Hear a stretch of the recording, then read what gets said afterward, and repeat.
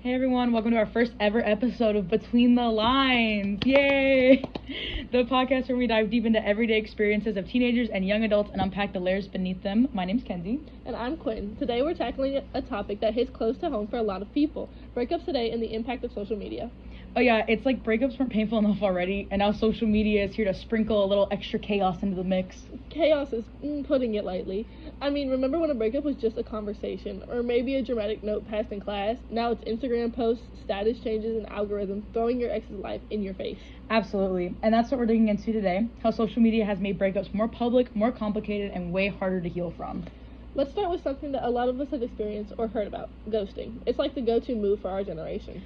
Oh, the infamous ghosting. For anyone who doesn't know, ghosting is when someone ends a relationship by just disappearing. No texts, no calls, no explanations, just poof, gone.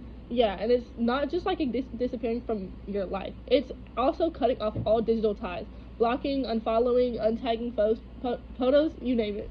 It's wild, but it's also kind of a double-edged sword. On one hand, ghosting gives the person doing it a clean break, no awkward confrontation, no messy emotions. Right, and if the relationship was toxic or abusive, ghosting can be a way to protect yourself. A clean cut means no chance of manipulation or being guilt-tripped into staying.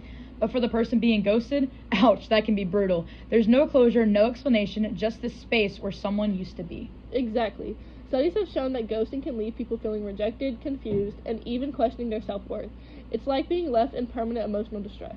And social media makes it even worse. Imagine being ghosted and then seeing your ex post about their amazing life on Instagram. It's like, hey, I'm living my absolute best life without you. Or worse, seeing them with someone new. That's a whole new level of pain.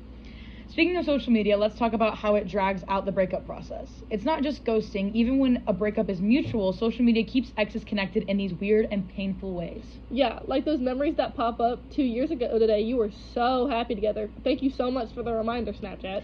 Or the algorithm showing you their posts because your friends keep liking their pictures. Suddenly your feed is a highlight reel of their life without you. And let's not forget the stalking spiral. You know, when you can't help but check their profile, their story, their new partner's profile. Ah yes, I've done it too, but it's a trap.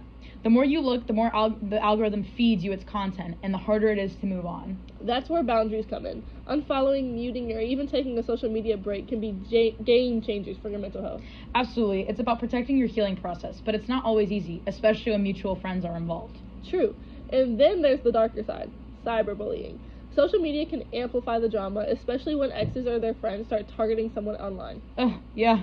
Breakups are already emotionally raw. Add cyberbullying to the mix, and it's potentially going to cause long-term damage. That's why it's so important to have supportive people around you. If your friends are instigating drama, it's okay to take a step back and prioritize your peace. I agree. So what's the takeaway here? Social media isn't going anywhere, but we can be more intentional about how we use it during breakups. Right. Whether it's setting boundaries, taking a digital detox, or just remembering that it's okay to unfollow for your mental health. The goal is to create a safe space for healing. And for anyone out there going through a breakup, remember, you are not alone, and it's okay to feel all the feels. Just take it one step at a time and maybe one unfollow at a time. We've all been there, and we're rooting for you. Thank you for joining us on this episode of Between the Lines. Don't forget to follow, share, and let us know your thoughts on breakups and social media. See you next time.